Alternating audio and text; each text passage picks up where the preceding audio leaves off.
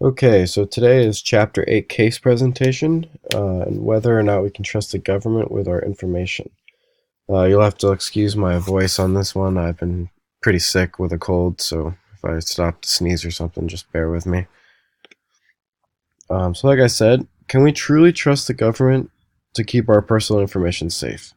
I think this is a big debate that has been going on recently in our society and for a long time, as technology begins to grow. Um, so the big question in this case study is what happens if another big breach of our personal information gets hacked and lives are ruined due to their information being out there with no trace? What will these affected people do without security of their own lives and also their own identity? Security and control weaknesses at OPM.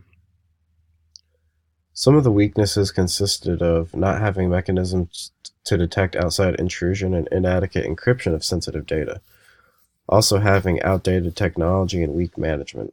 This is bad because with outdated technology and weak security, the government had no chance in knowing who could have breached this information. That's a very good point because, like there was a couple years ago when Sony was hacked in China. It's scary to think that people invade our personal information and we have no way of knowing that. That's why it's very important of what we post on social media and what we put out there on the internet because I feel like everyone nowadays has a way to access that information. Problems in management, organization, and technology, outdated technology, non-encrypted codes, and no mechanisms to detect intrusion.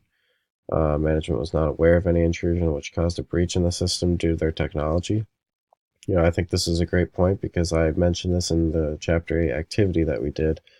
Like if you don't have good technology and you don't have proper restrictions and secure networks, it's basically like open season for your information to get leaked and hacked. So I think it's very important that, people are very guarded about this and they keep their information safe on these secure networks.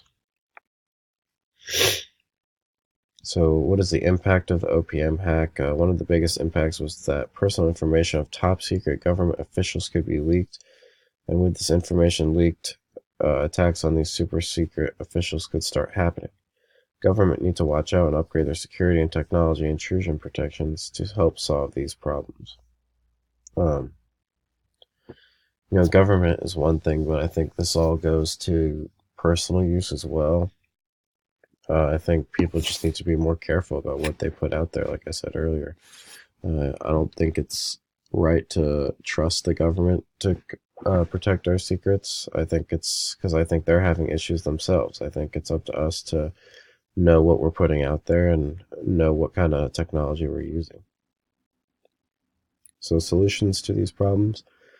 The government has tried to rectify years of poor IT management. OPM has given out free 18 months of credit watching to ensure their identity has not been stolen.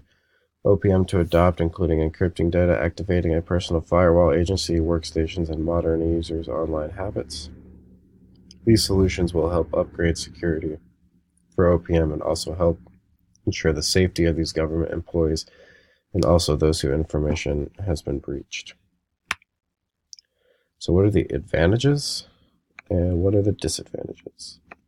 So, the advantages security will be stronger than before, ensuring that personal information of these employees will be saved and will be secured through these solutions. By these solutions being put in place and replacing the older and misused programs of security, OPM can be stronger and more reliable. The disadvantages are that it would cost a lot of money in order to put those programs to use. Also, the use of these programs will take a while till actually being set out and obtained due to having to find encrypting codes and also a firewall for the whole system.